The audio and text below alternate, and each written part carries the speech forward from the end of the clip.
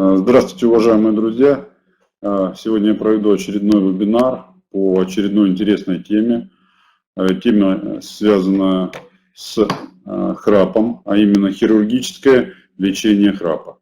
В данном вебинаре мы рассмотрим проблему храпа с точки зрения хирургических подходов к его лечению. Упустим немного диагностику, хотя о ней тоже расскажу. Диагностика – это все-таки приоритет узкой специальности сомнологии.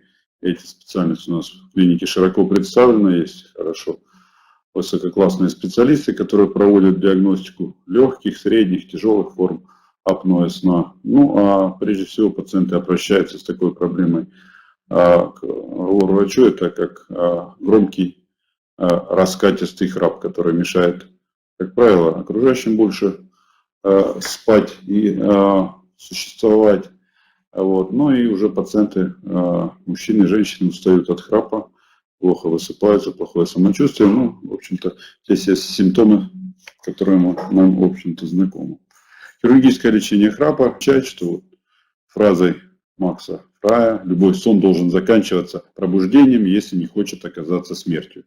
Увеличение количества пациентов с жалобами на храп и нарушение дыхания во сне, синдром обструктивного апноэ сна, появление научно обоснованных исследований о серьезных последствиях и опасности для жизни пациентов вышеперечисленных заболеваний делает актуальным изучение проблемы и использование высокочастотного радиоволнового метода лечения врача.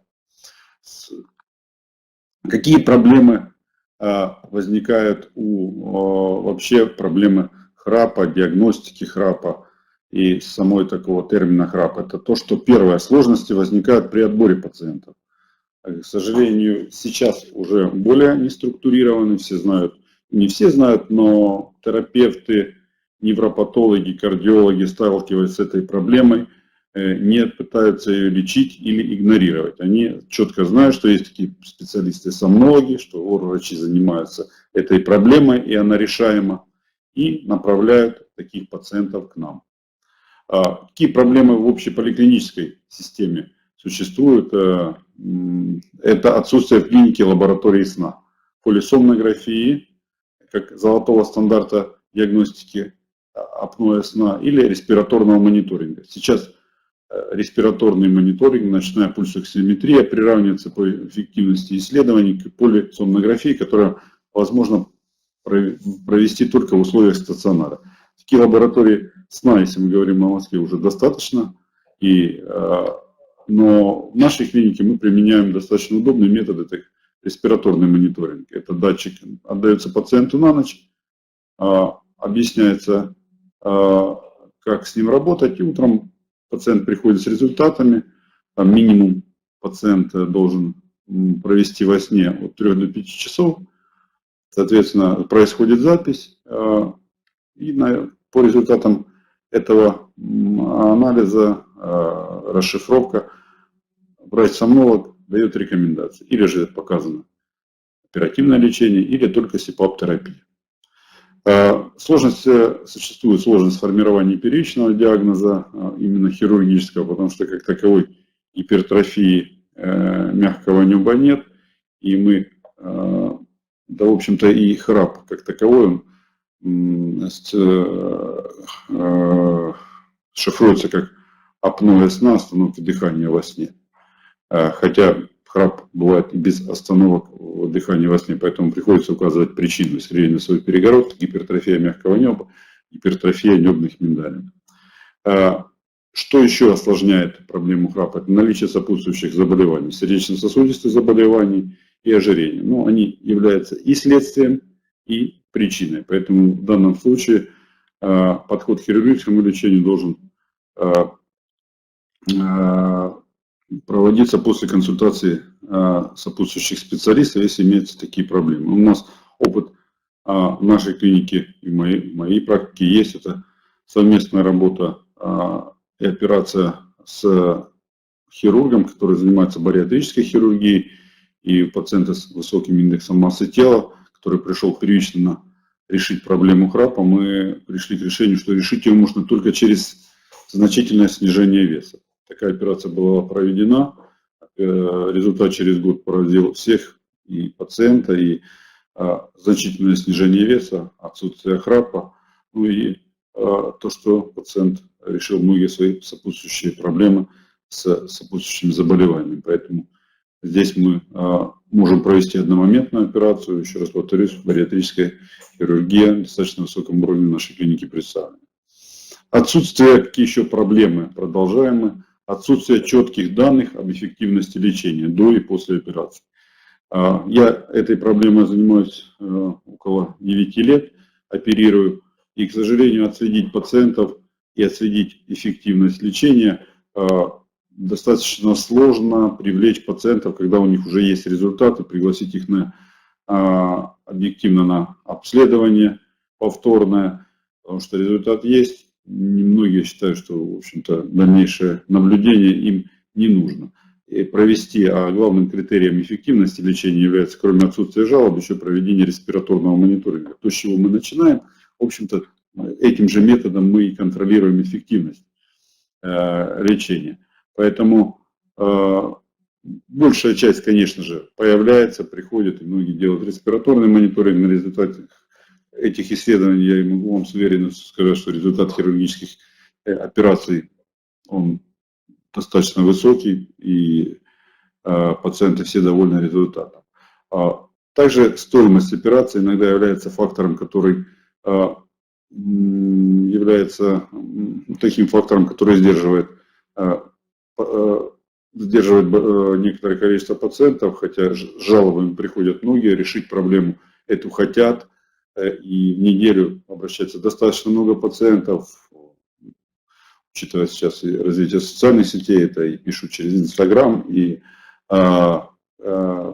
звонки, и приходят на прием, задавая вопросы по стоимости. Вот. Но здесь я сразу скажу, что стоимость операции она складывается из причин храпа. Это может быть и искривление носовой перегородки, и проблемы с ротоглоткой, гипертрофия миндалин, гипертрофия мягкого неба. Соответственно, можно делать поэтапно эти операции, можно делать одномоментно.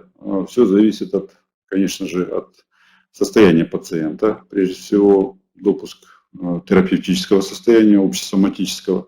Если это позволяет состояние, мы делаем эти операции. Если у пациента есть какие-то противопоказания, смущает длительность послеоперационного периода, просто боязнь. Обычный человек. Мы разделяем на два этапа. Делаем первый этап, который бы улучшает, а все-таки первый этап мы в приоритете у нас это работа с мягким небом, с миндалинами. Вот. И вторым этапом, если причиной является еще частично носовое дыхание или вообще существует параллельная проблема носового дыхания, значит мы проводим вторым этапом эту операцию. Что касается последнего пункта, я поставил здесь недисциплинированность пациента, потому что многие проблемы, наверное, можно было бы решить, например, повышение, избыточный вес, курение, прием алкоголя. Наверное, это вещи, которые может человек, приняв для себя определенное решение, исключить. И, конечно же, храп уменьшился бы или можно было бы избежать операции. Поэтому вот эта проблема, она присутствует. Дальше, вопросы какие, почему часто пациенты задают, и я для себя тоже эти вопросы задавал в начале знакомства с такой проблемой, как храп. Почему мужчины чаще, чем женщины, обращаются с проблемами храпа? Как курение влияет на храп и синдром обструктивного апноэ сна? Отсутствие четких цифровых показателей к методике компьютерной томографии, позволяющей в реконструктивном виде получить срез верхних дыхательных путей от преддверия носа до трахеи с четко видимыми местами сужения. То есть я хочу сказать о том, что инструментальных методов исследований, которые бы сказали, что сделать, например, если сравнить с придаточными пазухами носа, сделали КТ, сравнили норма патология, да, здесь перегородка искривлена настолько-то влево, гребень виден, мы его оперируем, получаем результат. Здесь, к сожалению, цифровых изменений нет. Пациента, который храпит и не храпит, у них может быть одинаковый диаметр среза на уровне гортани, и он подходит подходит под норму, но пациента храп беспокоит. То есть здесь еще много зависит от тонуса мягких тканей. Ну, влияние формы надгортанника на храп и синдром обструктивного апноэ сна. Вот этот вопрос, который поднимается, но опять же ответа нет. То есть разные формы надгортанника. Бывает, смотришь огромные надгортанники, он храпит, и бывает и частично обструкция на этом уровне. Бывает такой же надгортанник у пациента, а никаких проблем с храпом нет. И в зависимости от эффективности лечения, в зависимости от возраста вот этих исследований, и мы не отслеживаем эффективность. И главный вопрос – это выбор методики лечения. Стандартов как таковых не разработано. Все это на усмотрение врача, исходя из опыта, ну и периодических каких-то семинаров, мастер-классов, которые, в общем-то, уже начали в России проводиться, и информации по этой теме стало намного больше. Я начинал и продолжаю работать с радиоволновым методом.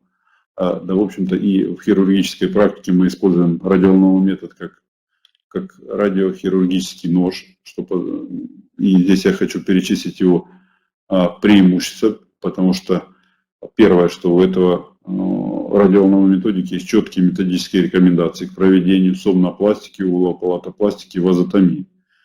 То есть есть показания и есть методики, которым можно учиться и которые дают результат. Ну, первое, второе – это стоимость оборудования и универсальность расходных материалов. Данная аппаратура, она позволяет проводить это в амбулаторных условиях. Большую часть, скажем так, большую часть пациентов проводить лечение. Особенности и преимущества радиоволновой терапии – это микроскопически ровный травматический разрез, минимальная кровопотеря во время операции, минимальное разрушение подлежащих тканей, стерилизующий эффект радиоволны, ну и отсутствие выраженного болевого синдрома и послеоперационных осложнений. Это то, что можно делать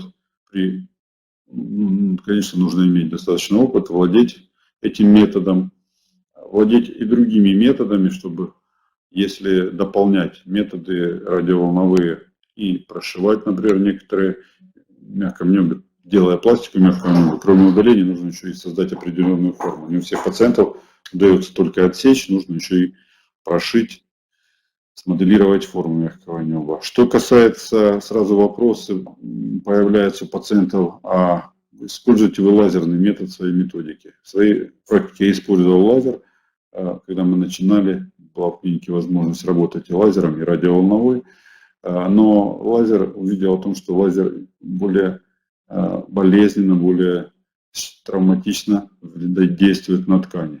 Где-то он, может быть, быстрее работает, более эффектно выглядит, но учитывая его высокую температуру, это вызывает очень такой ожог, особенно если это, в общем-то, достаточно небольшой объем, то необоснованное использование лазера, на мой взгляд, исходя из тех болевых ощущений, которые потом испытывали пациенты. И в последних рекомендациях сомнологов, то есть мы встречаем уже, наверное, лет 5, что лазер все-таки не рекомендуется использовать, потому что вызывает достаточно выраженное рубцевание и выраженные послеоперационной боли. И поэтому я сделал выбор в сторону радиоволнового метода. И задачи, которые предъявляют к хирургическому методу лечения храпа, это устранение носовой обструкции. Ее можно добиться подслизистой резекции носовой перегородки, она же септопластика, подслизистая радиоволновая вазотомия. Задача вторая – это устранение вялости и утолщения, гипертрофии мягкого неба. Это называется сомнопластика и улополатопластика. И общая задача всего этого мероприятия хирургического – увеличение диаметра дыхательных путей на уровне глотки. Тонзиллэктомия с улополатофарингопластикой. Причины, вызывающие храп. Причинами, вызывающие храп, являются вазомоторный ринит. Мы здесь это отек, это гипертрофия нижних носовых раковин или гипертрофический ринит. Дальше гипертрофия маленького язычка, это так для вы понимали, не все понимают, что такое уголе. Ну, кто-то путает это язычок. Вот язычок — это маленькое уголе, мы называем его на латыни. И утолщение мягкого неба. Край мягкого неба я покажу, чтобы было сравнить с чем. Провисание мягкого неба, гипертрофия небных миндалин причиной является, кровенно-носовой перегородки и аденоиды.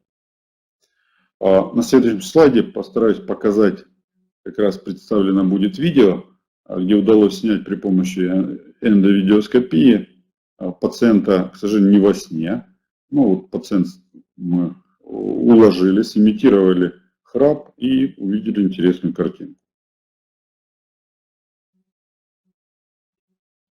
Вот вы видите, насколько узкий диаметр верхних дыхательных путей, если брать в срезе миндалин и язычка. И вот удаление язычка, к сожалению, вы видите, он занимает не такой уж большой объем. Еще раз, если получится. Вот так вот, да. То есть язык участвует в обструкции, сниженное гипертрофированное небо, в котором, как правило, когда мы удаляем, встречаем достаточно большое количество жировой клетчатки. Есть такая особенность, вот здесь она накапливается. Ну и язычок. Идем дальше. По причинам. Вазомоторный ринит или гипертрофический полипозный риносинусит. Это отек нижних носовых раковин, который приводит к отеку слизистой и недостатку дыхания. И тогда получается, что дыхание затруднено, приходится дышать ртом. Одна из причин. Это гипертрофический ринит. Задние концы носовых раковин гипертрофированы, закрывают носоглотку. Пациентам часто приходится даже пользоваться судосуживающими каплями. Ну, естественно, храп здесь неизбежен, потому как пациенту не хватает ночью дыхания. Это полипозный риносинусит. Опять же, детальное обследование на приеме, оно включает эндоскопический осмотр, обязательный. Эндоскопический осмотр стороны носа, стороны горла, помимо других назначенных в дальнейшем там, компьютерной томографии, исследований. Но на первом этапе мы сразу исключаем вот эти такие глобальные проблемы, которые видны. Вот есть искривление носовой перегородки, полипоз, соответственно, проблема решится храпа только с решением вопроса носового дыхания. Я вам покажу обычный, то есть что такое горло. Это маленький язычок, это дужки, да, и небольшие миндалины, которые в общем-то у взрослых горло должно выглядеть именно так. Как выглядит горло у пациентов с храпом и имеющим такие проблемы? Это гипертрофия уголя, вы видите, и гипертрофия небных миндалин. Вот разница, я думаю, вы видите. Поэтому наша задача все время при помощи хирургических методов добиваться такого объема. Вот всегда говорю о пациентах, какие бывают разные язычки, то есть большое, действительно большое небо, вернее, большая глотка, объем достаточно большой, но у пациента огромная проблема с храпом. И вот здесь как раз мы можем добиться результата с помощью небольшой радиоволновой уголопластики, частично удалив, прошив, если это будет необходимо, и мы получим результат. Вот здесь как раз пациент без апноэ сна, просто, как я говорю, это звуковой феномен храпа, то есть громкого звука. У пациентов таких уже, у них уже, конечно, их нужно первично обследовать у сомнолога, исключать апноэ сна, или что здесь есть и юридический момент, мы должны понимать, оценить в цифровых значениях степень тяжести заболевания, его можно оценить только проведя определенные исследования, ну и, соответственно, после операции мы можем не только говорить о том, что уменьшился звук, но и улучшилось ваше дыхание, насыщение, уменьшилось количество остановок, насыщение кислорода воздухом организма увеличилось, и это все представить в виде респираторного мониторинга и исследований. А вот так выглядит вот два разных неба. Вы видите, тонус снижен, то, что я говорю, и вот снижение тонуса мягких тканей. То есть достаточный объем горла за язычком, но язычок, тонус в силу тех или иных причин снижается, И опять же проблема храпа. Есть это фотография молодого человека, достаточно молодого, там, около 25 лет, у него нет проблем вес, но есть такая анатомическая особенность, большие, для него большие миндалины, вот вы видите, язычок даже приобрел такую изогнутую форму, то есть он во время сна постоянно ложится на язык и в результате длительного времени даже изменил свою форму. Поэтому здесь как бы храп неизбежен, и решение проблемы, оно здесь напрашивается и достаточно видно, то есть нужно удалять миндалины и делать пластику мягкого неба. Покажу варианты, потому что достаточно наши часто патологии искривления носовой перегородки, они бывают очень такие выраженные деформации носовой перегородки. Пациенты спрашивают, у меня гребень или шип, даже затрудняюсь ответить. Здесь такой в костном хрящевом отделе посттравматическая деформация носовой перегородки, она достаточно выражена. Ну, полип мы уже видели, вот такой выраженный шип. И это я вам показываю уже, когда отек. Такой снимок можно сделать после проведения адренализации или анемизации, когда отек ушел и уже хотя бы появились просветы для дыхания. Если брать такого пациента, делать снимок до, то вот здесь даже снимок не сделать, потому что все будет за счет слизистой носовых раковин так отечно, что, в общем-то, информативная снимка будет невелика, и перегородку мы даже не увидим. Поэтому все процедуры мы проводим после проведения такой анемизации, обезболивания. И тогда можно провести хорошее эндоскопическое исследование. Опять же, вариант сужения общего носового хода за счет носовой перегородки. А вот аденоиды. Если часто мы слышим аденоиды только у детей, то часто в своей практике все чаще используя методы эндоскопической исследования. Ну и компьютерная томография показывает рентгенологические вещи, но часто эндоскопия, то есть это такой осмотр, когда ты посмотрел и не сомневаясь поставил диагноз аденоиды. Вот у взрослых такие аденоиды, это у пациентов, у которых сопутствующей проблемой был храп. Пациенты приходят, а мы находим у них в взрослом возрасте храп. Вот такие огромные аденоиды, которые, видите, закрывают почти 2/3, это взрослые, 2/3 носоглотки, 1/3 степень аденоидов, еще и сопутствующие искривления носовой перегородки. Конечно, говорить о хорошем носовом дыхании и отсутствии храпа здесь не приходится. Вот комбинированная проблема у пациента была и обструкция носоглотки, миндалинный мягкий язычок, и искривленная носовая перегородка. Результат хирургического лечения, ходил пока по носовой, видите, здесь проведена вазотомия на правом снимочке, и исправлена носовая перегородка. То есть появился просвет, если мы говорили. Там. Вот как бы этап операции показал стрелочками. На операцию мы делаем эндоскопически. То, что касается проблем носа, это носовая перегородка, носовые раковины. Вот во время операции эндоскопически минимально травмируя окружающие ткани, и перегородку мы восстанавливаем носовое дыхание. Ну а теперь результаты, то, что было анонсировано. Вот результаты сомнопластики и уголополатопластики. Результат пациента удовлетворяет, и, в общем-то, достаточно щадяще можно сделать эту операцию. Амбулаторно была проведена, заживление достаточно щадяще все проходит. Минусов здесь нет, потому что у пациента достаточно широкая глотка, просвет глотки. И в данном случае небо, тонус достаточно сохранен, и была проблема только избыточного длинного язычка. Эта проблема решилась, и, в общем-то, решилась проблема храпа. Такой же вариант удаления язычка. Ну, вот как раз то, что позволяет сделать радиоволновой метод. Здесь главное правильно отобрать пациентов. И, конечно, учитывая, что у нас есть возможность оперировать в стационаре, здесь главное выбрать метод, который максимально даст результат у нас. Нет возможности ошибаться и предлагать, ну, скажем так, давайте сделаем частично это, не получится, сделаем еще это. Сразу выбираем метод, который максимально подходит пациенту.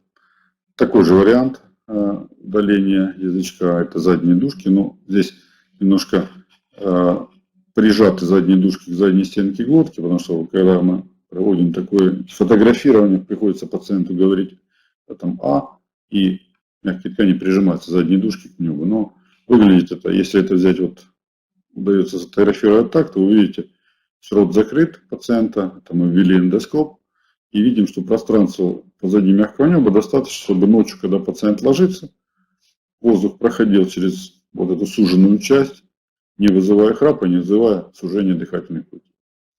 Хотел сказать о самом, на мой взгляд, эффективном методе. Может, он более хирургический, чем все представленные до этого. Это тонзиллэктомия осевого палата фарингопластика. То есть, что это такое? Это удаление миндалин и пластика мягкого неба. Эта операция проводится под наркозом, после предварительной подготовки, обследования. Преимущество безболезненность, потому что проводится под наркозом. Преимущество, возможность — это визуализация полная во время операции всех структур. Возможность провести удаление миндалин во время этой операции. Скажу из своей практики, 70%, особенно у мужчин, удаленных миндалин имели воспалительные признаки хронического воспалительного процесса, что, в общем-то, доказывалось и на гистологическом исследовании, и визуально. Это рубцовые изменения, это пробки, это микрокисты в миндалинах. И когда пациентам общаешься после операции, начинаешь более детально выяснять по поводу тонзиллита, оказывается, что и запах беспокоил, и ангины были, и все признаки хронического тонзиллита. Поэтому после удаления миндалин, в общем-то, и общесоматическое состояние улучшается. Вот такой результат, это полгода после операции. Вы видите, как отлично проходит истончение свободного края мягкого неба. То есть язычок удаленный, часто вопрос пациенты задают, и может и у вас будет он задан, а где же язычок, нельзя ли его удалить частично? Не получается удалять частично, я вам показывал, то есть удаление частично не дает результата. А мы часто решаем еще у таких пациентов, когда уже действительно определяем, что объем должен состоять из тонзиллэктомии осевого палата фарингопластики, это все-таки пациенты со средней степенью апноэ сна. То есть и результаты, проведенные через месяц-два после операции респираторного мониторинга, показывают, что результат отличный, восстанавливается дыхание и насыщаемость кислородом организма. Опять же, видите, пациенты, здесь представлен, даже пациента фотографировал, это была средняя, ближе к тяжелой степени апноэ сна. Здесь дискуссия, возможно, была бы, наверное, оппоненты были бы правы, если бы сказали, почему вы берете при средней, там, ближе к тяжелой. Но здесь пациент сам отказался от СИПАП-терапии, он сказал, что для меня это неприемлемо. Попробовал СИПАП-терапию, ну вот такая у него была позиция, хочу только хирургический путь, чтобы никогда об этом больше не думать и улучшить состояние прям сразу и радикально. Но, конечно, такие пациенты должны быть предупреждены, такие пациенты должны быть обследованы до и после, по возможности наблюдаться, но здесь было, скажем так, желание пациента и отсутствие его продолжать лечение в направлении терапевтического профиля, то есть СИПАП-терапии. Поэтому была проведена операция, но результат был хороший, не скажу, что храп и апноэ нам не удалось через год с ним встретиться, но через полгода пациент чувствовал себя удовлетворительно, был доволен качеством сна улучшившимся, то есть не просыпался, не вставал без повода в туалет, да, часто у таких пациентов бывают такие скрытые симптомы апноэ. Насколько я помню, это было уже давно, индекс уменьшился апноэ сна, но, конечно, у таких пациентов добиться полного выздоровления невозможно. Здесь уже больше они решают проблему звукового феномена храпа, но не решают проблему апноэ сна. Это пациент с отличным результатом, видите, я сфотографировался, мы накладываем швы во время операции, там, 3-4 день, это саморасс, кет-готовые швы, но вот через год пациент на контроле, как отлично все, в общем-то, эпителизировалось, ни стяжек, ни рубцовых каких-то изменений. Ну, пространство, если так оценить, достаточно большое между мягким небом и задней стенкой глотки. Пациент, такой кадр сегодня, буквально его вкладывал, это пациентка, которая приходила на прием. Ну, вот тоже отличный результат, жалоб со стороны храпа нет, хотя у него была еще вазотомия параллельно проведена. Но основное было это гипертрофия язычка и мягкого неба, и миндалины удалили. Прошло 4 месяца, но вот немножко качество съемки подвело. Это тоже один из результатов операции. Здесь, в общем-то, все классически получилось. Видите, как свободный край мягкого неба. Если мы говорим, что он должен быть утолщен, с ниже мягкой, нет, здесь за счет того, что проводится операция, мы еще иногда внутри слизисто проводим коагуляцию, чтобы уменьшить толщину мягкого неба, если такой избыток есть. И это как раз пример тоже такой отдаленного результата, прекрасного, пациент доволен. Ну и выводы больше по высокочастотной радиоволновой. Метод лечения храпа является эффективным, амбулаторным, малоболезненным в послеоперационном периоде методом в комплексном лечении храпа и легких форм апноэ сна.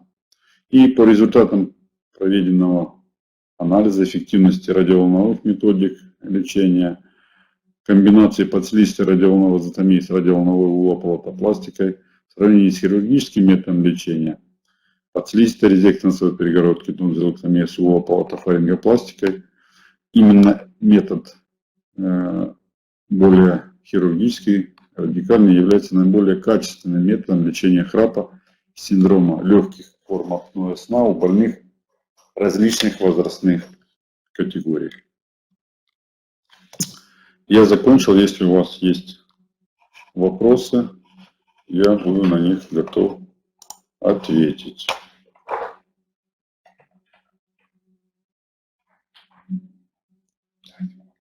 Да.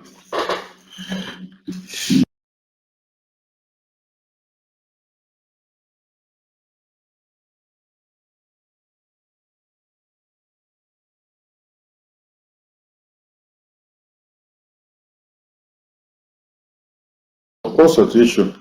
Давайте с верхнего там начнем, Борис, наверх. Листните. Можно ли считать снижение веса? Это первое, что надо решить при храпе прежде операции. Да, я считаю это первым шагом в решении вашей проблемы. Считается, что снижение веса на 5-7% считают сомнологи, решает проблему храпа. Пробуйте, если у вас эта проблема присутствует, начните с этого, попробуйте проконсультироваться с диетологом. Да, в общем-то, достаточно методик, не будем в них углубляться. Давайте вверху, там, Борис, там первый вопрос. Ага. Угу. Так, как получить скидку из рекламы на лечение? Запишитесь ко мне на консультацию. Я работаю, принимаю на метро Чкаловская, наша СМ-клиника. Когда мы проведем консультацию по поводу лечения, или по поводу вашей проблемы, тогда будет определена объем операции. Соответственно, из этого объема мы, конечно, сделаем, так как и предложено, будет заведен сертификат, определенная форма. Вы его получите и уже получите скидку непосредственно перед оплатой, перед проведением хирургического лечения. Сколько стоит консультация? Консультация по поводу операции бесплатная. Если мы говорим о том, что вы приходите и говорите, я хочу оперироваться, решил для себя выяснить, мне показана операция или нет. Поэтому есть такое у нас такое положение, бесплатная консультация по поводу хирургического лечения.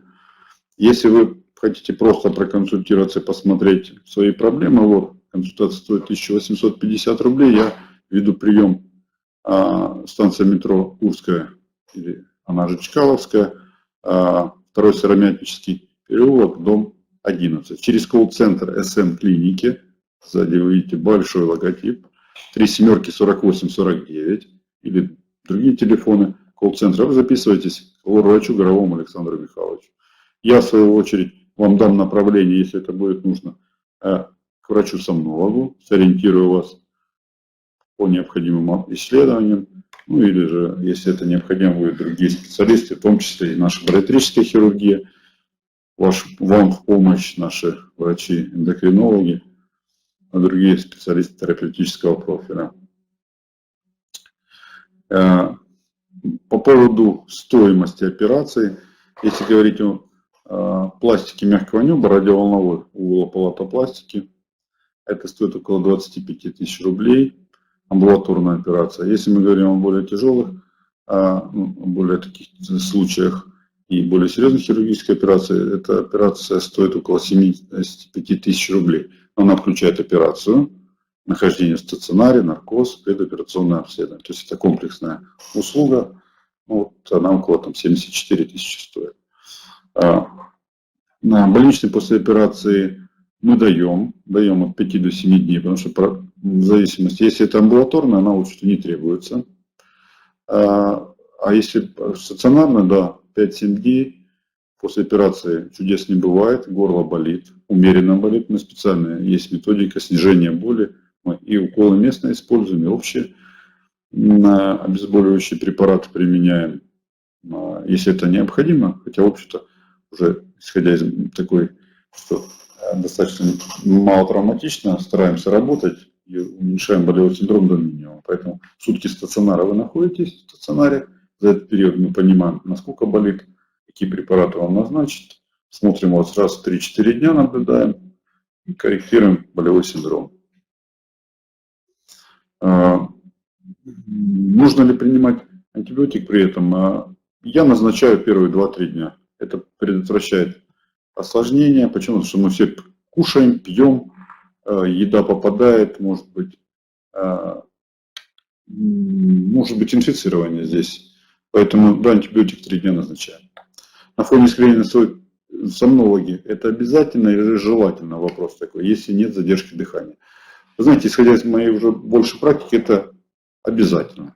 Обязательно, потому что кто может из ваших родных исключить остановки дыхания во сне? Сегодня они есть, завтра их нет. Они слышат, вернее, завтра человек, который рядом с вами спит хорошо, послезавтра плохо, и вы мешаете, он говорит вам, что у вас храп, у вас есть остановка, послезавтра вроде бы все хорошо, поэтому лучше объективно оценить. И у нас тогда есть документ, который говорит, у вас нет апноэ сна. Хорошо. Так, это как электрокардиограмма. Пациент может говорить, что у него нет аритмии, но когда мы ему делаем суточное мониторирование, у него находится экстрасистол и так далее.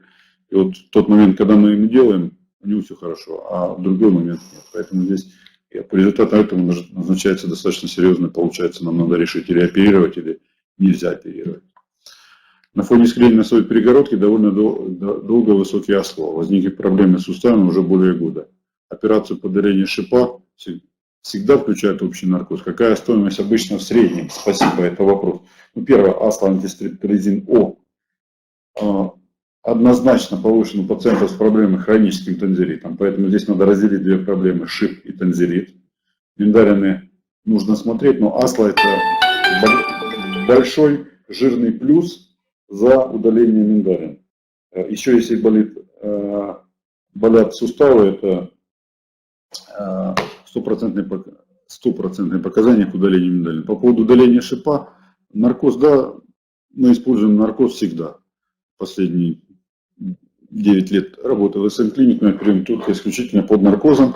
Это позволяет избежать осложнений болевых, кровотечений и использовать в полной мере эндоскопическое оборудование, потому что оно достаточно как бы не обезболили, и там где-то участки бывают плохо обезболившие, тогда пациент эффективность эндоскопии снижается в разы.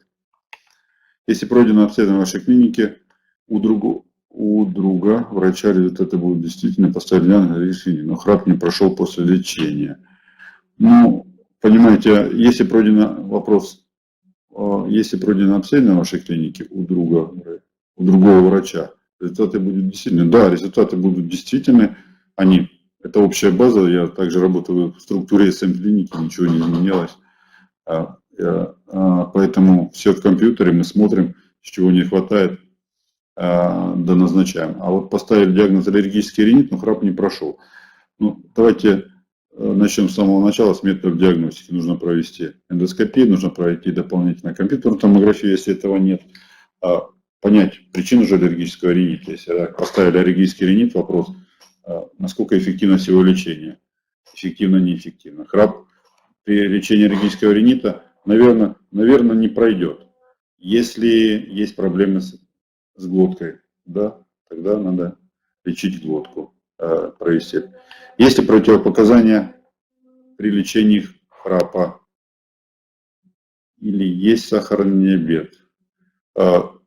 Здесь буду краток, наверное, нужно проконсультироваться и получить заключение эндокринолога. Поэтому, когда эндокринолог даст добро, я оперирую таких пациентов, не могу сказать, что ваша ситуация, чтобы мне там, ни за, ни против.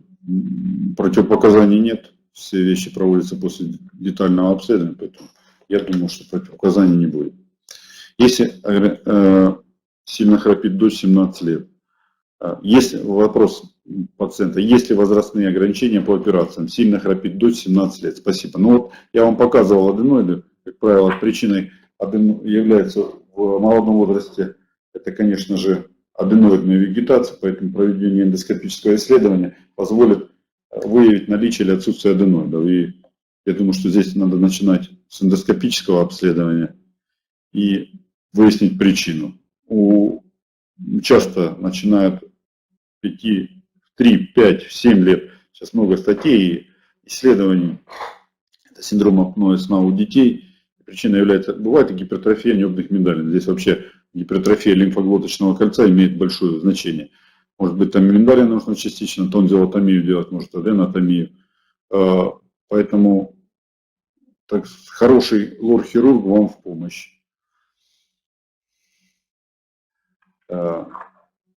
Так, вопросы пока остановились. Поэтому вопрос. Делал несколько раз посев с миндалин, на миндалинах никогда не находились стрептококки, а асла высокий. На консультации сказали, что шип в носу сильно раздражает слизистую, а слизистая связана напрямую с задней стенкой глотки. И именно на задней стенке глотки находится стрептококк и выделяет инфекцию в кровь. Посоветовали лечить сначала нос. Я понял, это продолжение того же вопроса, наверное.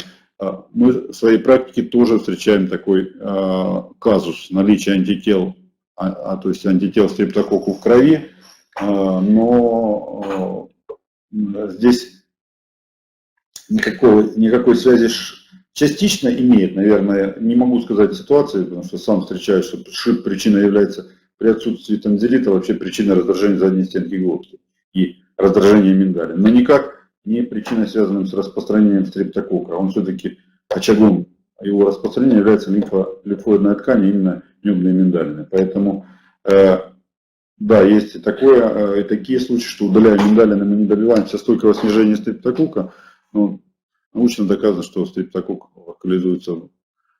Часто очагом инфекции является миндалины, и удаляя очаг инфекции, избавляемся от самого очага. Поэтому шип отдельно, миндалин отдельно, но сделать это можно одномоментно, убрав и причину раздражения задней стенки, и причину роста стрептококка. Как ко мне записаться?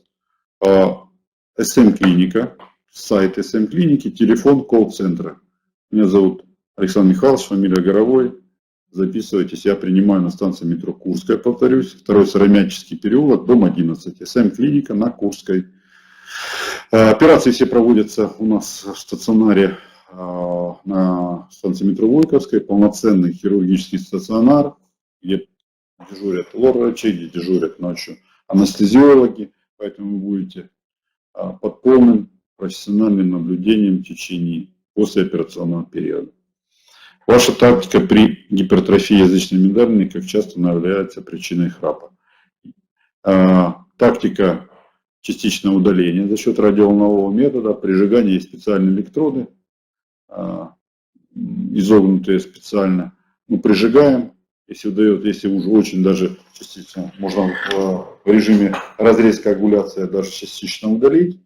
Вот. Но, конечно, причину надо искать. Гипертрофия язычной миндалины, как гипертрофия доброкачественной небных миндалин, является, как правило, вирусно-бактериальной инфекцией.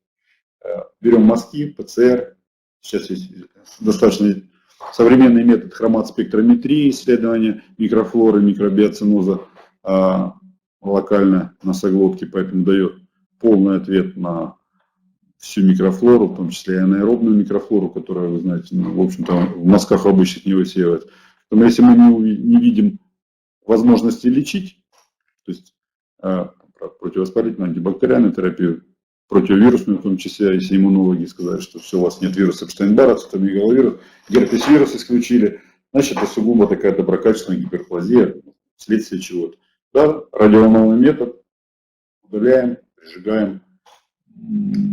И в своей практике я делал не часто, но такие пациенты. У кого-то это проявляется храпом, у кого-то ощущением инородного тела в горле, поэтому лечением занимаюсь. Еще вопросы? Достаточно сегодня хорошая получилась такая плодотворная. Вы сургинтрон используете? Мощность и длительность.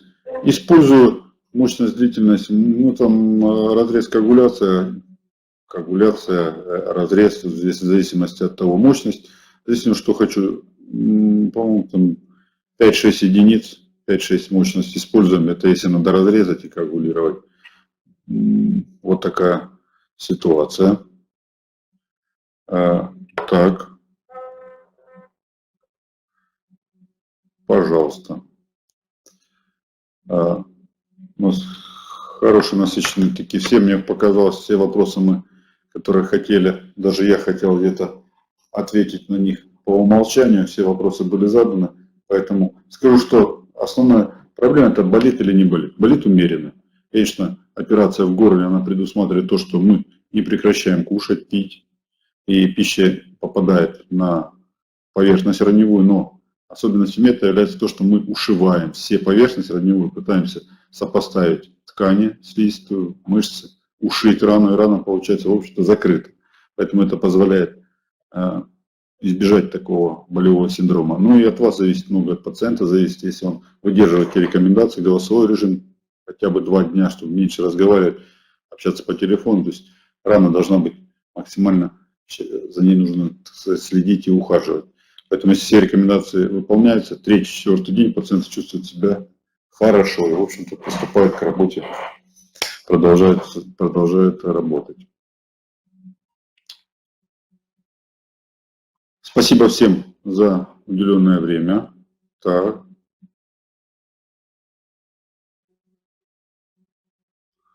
Заварова Александр, после того, как вопрос пациента, после того, как вы сделали мне операцию по резанию нижних раковин, исправление носовой перегородки в ноябре прошлого года, газолином не пользуюсь, но затруднение дыхания в одной ноздре бывает. Александр, вы же знаете, что я всегда вас рад видеть, поэтому мы с вами, я думаю, встречались и эту проблему обсуждали. Приходите, я посмотрю, здесь никаких проблем нет, мы можем той же радиоволновым методом, если где-то носовая раковина разрослась или какие-то, не могу сказать почему, периодически, если вы сказать, что в одной ноздре бывает. Бывает, вот, надо понять, почему это бывает, посмотреть. Приходите, знаете, что послеоперационное ведение у нас бесплатно, какие-то вопросы, если возникают, мы их всегда решаем бесплатно. Как курение влияет на храп? Оно вызывает раздражение слизистой и отек. Поэтому здесь именно раздражение и отек сужает объем глотки. Поэтому увеличивает длину язычка. Как и алкоголь. Спрашивают, я когда выпью, я чаще курю. Алкоголь снижает тонус мышц мягкого неба. Мягкое небо западает и храп увеличивается. Увеличивается храп, отекает язычок. Язычок еще больше вызывает храп. Это замкнутый круг. Поэтому здесь то, что я говорил, что нужно и самому на это влиять. У кого-то вес, у кого-то курение, у кого-то алкоголь. Есть противопоказания при лечении храпа, если есть сахарный диабет, не инсулинозависимость. Ответьте, пожалуйста, еще раз. Нет, противопоказаний нет. Мы проводим предоперационное обследование. Операция, еще раз повторюсь, щадящая, там не предусматривает большой раневой поверхности, поэтому нет, не является. Перед операцией наша задача вас обследовать, посмотреть свертываемость, какие сахара при необходимости эндокринологи снизят, назначат послеоперационное ведение, поэтому выйдем в лучшем виде из послеоперационного периода. Как вы относитесь к спреям от храпа? Вы знаете, недавно такую спреем отношусь отношусь к спреям больше к глюкокортикостероидам местным. Вот к ним отношусь неплохо и назначаю часто после пациентам, после операции, длительное время. Реально, задача какая спрея? Это уменьшить отек. Я, честно говоря, не встречал таких спреев. Я думаю, что там частично сосудосуживающие капли есть, потому что нет, чудес не бывает. И любое новое лекарство хорошее, оно исследуется, выводится на рынок, и мы об этом знаем.